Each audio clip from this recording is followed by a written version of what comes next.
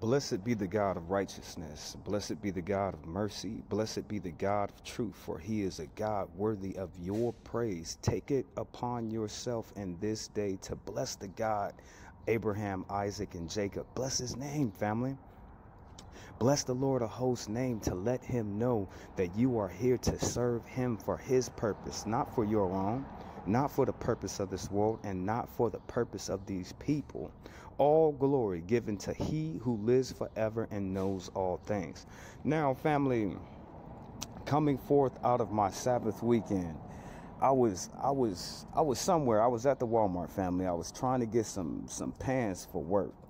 And as I was, small story, let me go ahead and get it all the way out, because I already did this message and it didn't turn out the way that to my liking. So I'm at the Walmart, and as I go through the Walmart, I'm speaking, family. I'm being cordial. I'm being honest. I'm being sweet. I'm being meek. I'm being genuine. And I have the heart of love. So I'm speaking, family. I'm being genuine. I'm being honest to people. You know what I'm saying? I'm being good as I know how it. Now, the people there, from the people that I spoke to, did nobody want to show me no love, family. They didn't want to show me no love like that. And you wondering, you be like, well, Jehoshaphat, why are you using this, brother? Why are you using this small story and as an example? Family, just listen to the story real quick. Because God, he comes to all of us. They don't call him the great comforter for no reason. They don't call him the great counselor for no reason. They call him these things for a reason. So, and he comes to all of us, family, big, small, tall, rich, poor, sick, healthy, smart, dumb. It doesn't matter, family. You know what I'm saying? God, he comes to, he's not a respecter of a man or a woman. He gives everybody the same choice of a chance of an opportunity to serve, to praise, and to honor him with their life. So I'm in the Walmart, I'm speaking. God, he came to me. He was all like, now you know the reason. Now you know I'm judging all these people through their actions, through you. So my question that I pose today is, will you let the people of the world change who you are? Will you let the circumstances of your situation stop you from being the loving, caring being that God made you to be blessed in abundance in this world? Will you let them stop you, family? So then, okay, God, he told me, he said, now you know I'm judging these people through you. And that goes for all of us, family. That goes for all. We all make up the body. We're all children of the light, family, ambassadors of his greatness. So anywhere we go, anybody that we meet, all the people that we are around, if they are not serving God, they're being judged through you, family. God is judging all these people through you. I hope you know that, brother. Sister, this is why you're going through certain things inside of your life, because the God of the heaven, he want to judge them people. They did all that evil and all that cruel to all them people for all those many years until he came to you, my brother, until he came to you, my sister, so he can enact his judgment on those people. So I ask you, is you gonna get scared? Is you going, I don't wanna do good. I don't wanna do good, Joseph. Is you gonna turn away from God because he judging people through you? Is you gonna sit up here and let the circumstances of the situation tainting your love for God? Will you let those people make you turn away from God?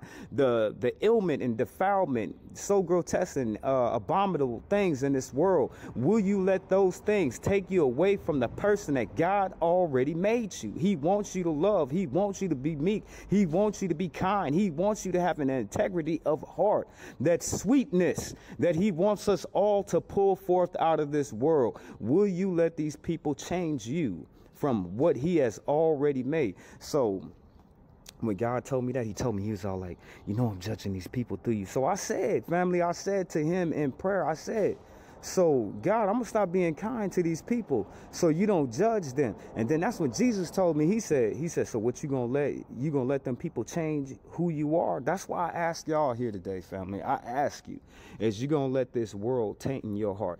Now, coming back from the Sabbath weekend, my mindset of all the things that were brought into remembrance and to my heart And where my focus was, I had to re-summarize. I had to go all the way back to the book of Genesis, family, just to remember what are the curses and the blessings that's on so-called black people. I had to, family, I had to.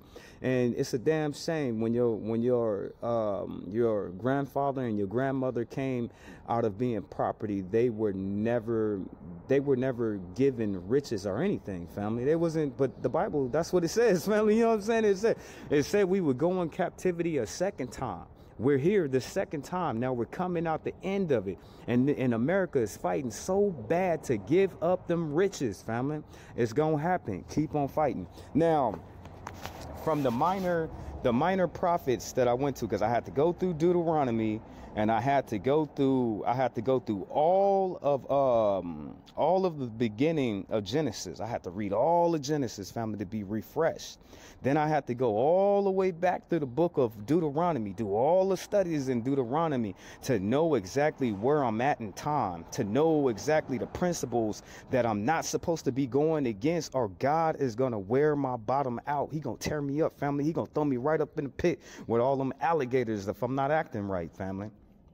So it was brought to me, okay, we studied Hosea. You know, your brother, I can be honest with you, and I can sit here and tell you that I'm no different than the prophet Hosea, because me and him have to do that same walk. I had to do it just like him, family. That's why when it comes to relationships, I'm not playing any games. But I found myself in the book of Micah also, of the studies that I was doing over the Sabbath weekend, and it was reminded to me through the scriptures several times, family. It is very important for us to stay in constant communication with our God, family. God, I'll give you this example. God broke that lady car down. He broke Sister Girl car down because she ain't even been praying in a long time. Could you imagine God would do somebody like that, family? You know what I'm saying? I'm just saying, family, he's having problems with his house. The only reason why he having problems with his house is because he's not praying the way that he used to. God will have all these sets of events happen to a woman or a man just to grab their attention. It is very important to stay in communications. The grandpa up over there, God sent him to the hospital because he stopped praying, family.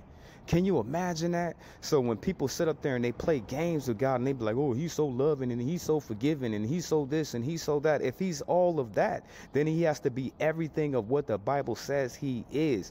I don't know, family, why this world have taught you a false God and taught you a false Jesus. But that's all right. I'm going to teach you the real one. And anybody that come against me, they'll never be able to stand, because I have God who lives in me, who is my will. He's willing me. Remember, this is my sanctioned, set apart, anointed time to speak to my brothers and sisters out here in the world that make up the same body that I am aligned to.